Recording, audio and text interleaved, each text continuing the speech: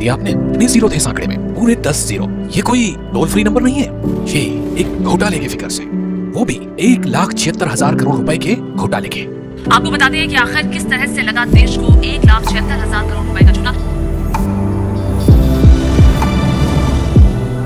ये घोटाला कांग्रेस की सरकार के दौरान accidental prime minister doctor Manmohan Singh के राज में ही हुआ था। वैसे कांग्रेस के राज में पब्लिक इंटरेस्ट के काम कम और अपने यानी नेताओं के इंटरेस्ट के काम ज्यादा हुए थे, तभी तो करप्शन और स्कैम्स की सरकार बनकर रह गई थी यूपीए सरकार। मनमोहन सिंह को सोनिया जी और राहुल जी करने से फुर्सत भी नहीं मिली थी, क्योंकि सरकार के मंत्री कर गए थे घोटाला 2G। यही घोटाला साल 2010 में सामने आया, जब भारत के महालेखाकार और नियंत्रक यानी कैट ने अपनी एक रिपोर्ट में साल 2008 में किए गए स्पेक्ट्रम आवंटन पर सवाल खड़े किए थे। देश के नियंत्रक और महालेखा परीक्षक यानी सीएजी की साल 2010 में आई रिपोर्ट में कहा गया कि बिना नीलामी के ही कंपनियों को 2G स्पेक्ट्रम के लाइसेंस का आवंटन कर दिया गया। यूपीए सरकार पर आरोप लगे कि 2G स्पेक्ट्रम घोटाले में कंपनियों को नीलामी की बजाय पहले आओ और पहले पाओ की नीति पर लाइसेंस दिए गए थे। कैग की रिपोर्ट के मुताबिक ऐसा करने से सरकारी खजाने को अनुमानित 1,76,000 करोड़ रुपयों का नुकसान हुआ था। कैग का मानना था कि अगर लाइसेंस नीलामी के आधार पर दिए जाते तो सरकारी खजाने को कम से कम 1,76,000 करोड़ रुपए और हासिल हो सकते थे। आरोप लगे थे कि यूपीए सरकार द्वारा नियमों की अनदेखी कर टेलीकॉम कंपनियों को फायदा पहुंचाया गया और बाजार भाव से बेहद कम कीमत पर 2G स्पेक्ट्रम बेचा गया। बाद में बेहद ही सस्ते दामों पर 2G स्पेक्ट्रम खरीदने वाली कंपनियों ने 2G लाइसेंस को कई गुना महंगी कीमतों पर बेचकर अच्छा खासा मुनाफा कमाया।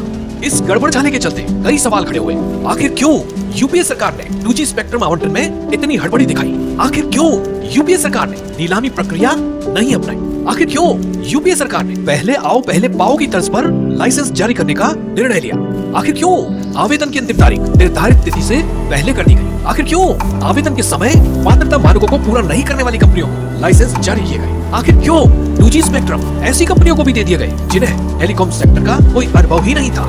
कांग्रेस राज में अपनी जेबें गर्म करने और अपनों को फायदा पहुंचाने के लिए इस पूरे स्कैम की स्क्रिप्ट लिखी गई थी। आरोप यह भी है कि कंपनियों को गलत ढंग से स्पेक्ट्रम आवंटन करने के लिए रिश्वत तक दी गई, तभी तो महज 2G लाइसेंस पाने के स्केल में film producer, fruit and vegetable trader से लेकर रियल एस्टेट से जुड़े कारोबारी भी शामिल रहे। 2G घोटाला महज 1,76,000 करोड़ रुपए का घोटाला पर नहीं था, बल्कि ये देशवासियों के साथ एक बहुत बड़ा अन्याय था।